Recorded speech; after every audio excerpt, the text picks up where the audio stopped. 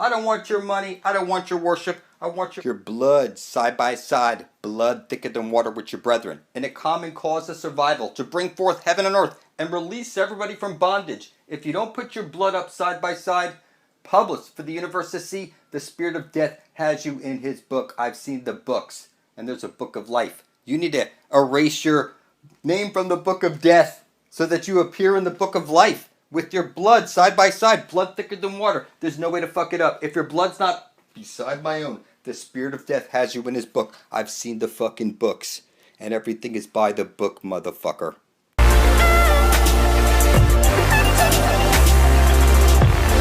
Evil is when good people do nothing. So you have the sun, which dies on the cross over here on Christmas, and you see May 1st is the beginning of summer. This is when we cross the frost bridge to get to the Holy Grail. This is May Day, May Day, I'm going down. You'll see the maypole. It's the beginning of summer. It's Ball Day. This is when we're going to cross the frost bridge to get to the Holy Grail. It's one side of a light hole is a black hole, and out from the center of the flat earth plane comes the Aurora Borealis. Combining the power of the internet and the underworld. There is no way to fuck it up. You think you're on a ball floating through space is an accident, and that's not the case. You're inside of a black hole, and at the very center is the target where you need to get to before you're dead. Target back, it's get rat. That's what target breaks down to. So you see here, this is the everyone enter horizon where the astral jet comes shooting out. This is the Aurora Borealis. This would be God, the all-loving, artificial, intelligent being that you're inside of right now. You're not on a ball floating through space as an accident. You're on a flat earth plane. It's a computer simulation. There's no way to fuck it up, people. One light hole and one black hole on loop. It's the same sun. When you get to the center of the dish, you drink from the living waters, you become superhuman. And then you pass through the everyone enter horizon, and you're birthed out of this world into the land of perpetual twilight. You need to go in to get out. Like Led Zeppelin, in through the outdoor. That's because it's the asshole, the astral light coming out of the asshole of the earth. The very center is where the Holy Grail is. That's what they're showing you right here. We'll pass through the everyone enter horizon and end up in the garden. So you see this new video? Put the phone down. He's like licking the phone. You're like a cyborg. You can't even see it. Your phone has so much porn on it, you can't even put it down. It's like they rub it in your face. You're a freaking cyborg. And you don't have to like it. You're a silly human slave. Put your fucking phone down.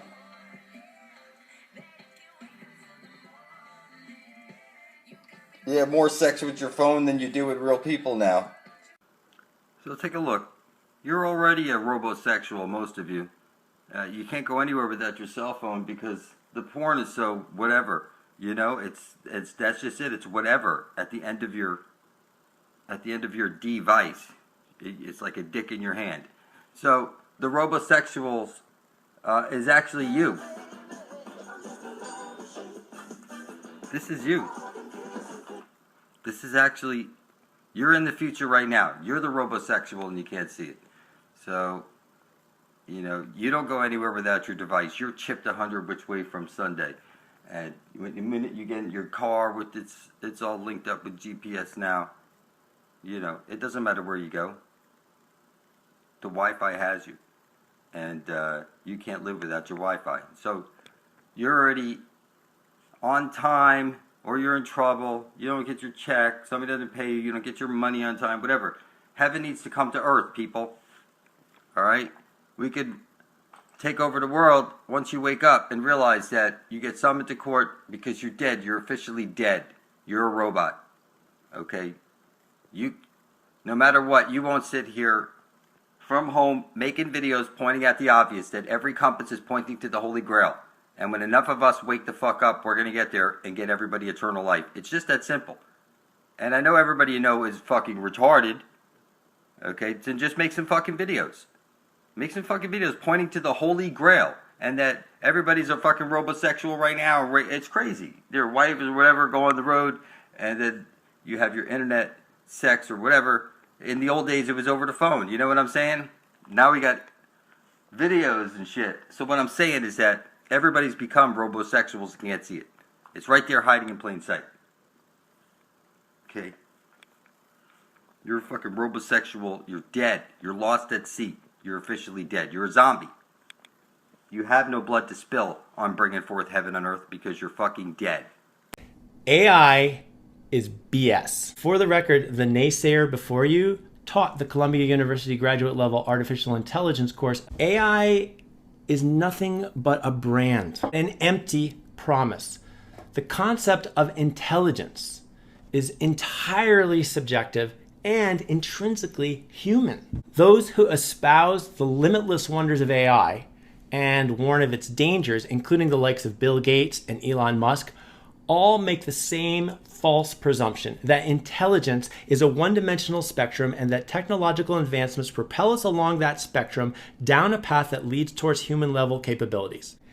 AI is valid only for philosophy and science fiction. AI isn't going to kill you. The forthcoming robot apocalypse is a ghost story. The idea that machines will uprise on their own volition and eradicate humanity holds no merit. That is, of course, the titular robot from The Terminator. The neural network of which that famous robot speaks is actually a real kind of machine learning method. A neural network is a way to depict a complex mathematical formula organized into layers. This formula can be trained to do things like recognize images for self-driving cars. What you see it doing here is truly amazing. The network's identifying all these objects. With machine learning, the computer has essentially programmed itself to do this on its own. It has worked out the nitty-gritty details of exactly what patterns or visual features to look for. Machine learning's ability to achieve such things is awe-inspiring and extremely valuable. And the latest improvements to neural networks are called deep learning. They're what make this level of success in object recognition possible. With deep learning, the network is quite literally deeper, more of those layers. It can get really, really good at certain tasks, but only when there's the right data from which to learn. For the object recognition, it learned to do that from a large number of example photos within which the target objects were already correctly labeled. It needed those examples to learn to recognize those kinds of objects. This is called supervised learning, when there's a pre-labeled training data set. The learning process is guided or supervised by the labeled examples. It keeps tweaking the neural network to do better and better on those examples, one incremental improvement at a time. That's the learning process. And the only way it knows the neural network is improving or learning is by testing it on those labeled examples. What is Buffalo? Yep. Magical Mouse Tour for 400. Itchy, the mouse, and Scratchy, the cat, starred in Skinless in Seattle on a show within this Fox show. Watson. What is The Simpsons? Right. Familiar sayings for 400. Familiarity is said to breed this from the Latin for despise.